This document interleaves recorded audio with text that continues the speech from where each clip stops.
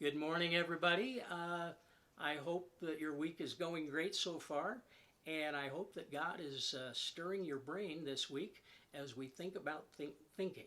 And today I want us to think about those things that can hinder our clear thinking. Yesterday we looked at sort of the downward trend of Romans 1, but I want to just be a little more specific today about those things that really lead into the bad decisions, the bad attitudes, and the bad actions that will hinder the flow of God's blessing into your life.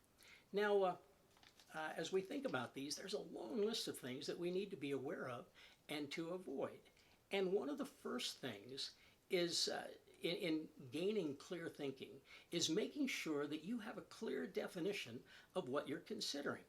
For instance, if you say of sin it's merely a mistake, you haven't accurately defined the whole concept of sin, and you will never think deeply or clearly about its influence or danger to your life, and you are allowing it then to do harm to you.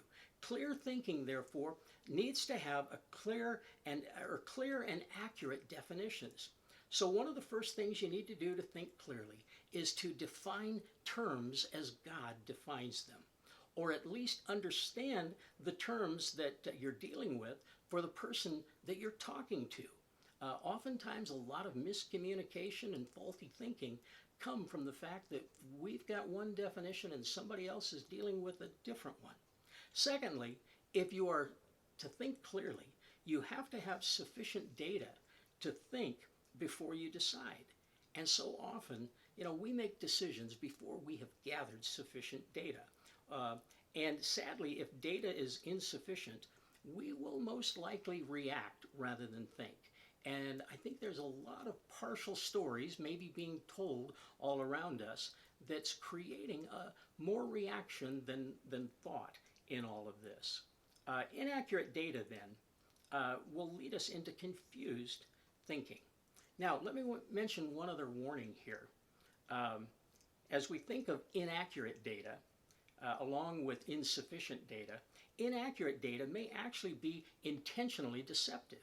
Now, when Satan tempted Eve in the garden, you remember he intentionally left some big gaps in the data he provided to her, and he gave her some insufficient data to make her decision. But secondly, he intentionally deceived her with other information in order to destroy her. And so he utilized both insufficient data and then intentionally deceptive data to really muddy the waters and control Eve to do what he wanted her to do. So that means then that there's a real evil in the world. And if we are to think carefully, we need to recognize that fact. If Satan is a liar, don't be surprised that he will lie to you. And don't be surprised then that God expects you as a Christian to be discerning and carefully evaluating what are only professed to be the facts. Now, in Proverbs 14 and verse 33, one of the things that Solomon tells us there, he says, wisdom reposes in the heart of the discerning. And in Proverbs 16:33, we read, the wise in heart are called discerning. So Christian, don't be gullible. Think clearly, think carefully, and think cautiously. A little skepticism probably doesn't hurt us that much, and it may actually help. Anyway, have a great day and keep on thinking. Bye-bye.